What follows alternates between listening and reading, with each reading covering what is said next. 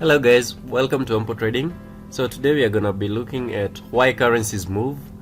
So on this chart I have Euro GBP. It's a 1 minute chart. You can see the time frame at the bottom and its value on the right.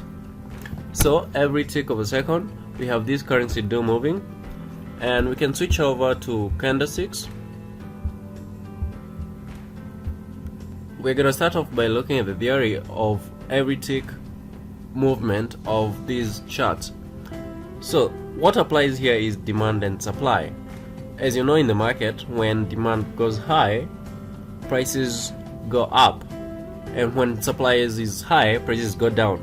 So it's the same actually for the market. So we have people arguing in the market or where the market is actually going.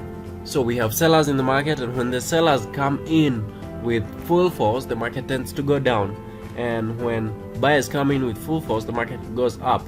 So the theory is buyers come in, the value of the commodity rises, and it makes the currency value goes up, and now you have to keep buying so that you can make returns.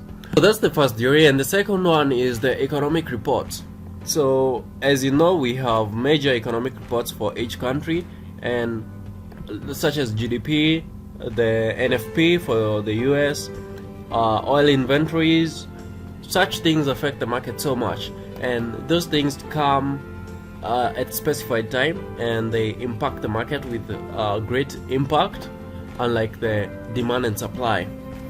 So sometimes demand and supply is manipulated by major banks, which have very major trades in the market. So I hope this helps you to understand how currency pairs actually do move, and you can use this analogy to predict how currency pairs will go in the future.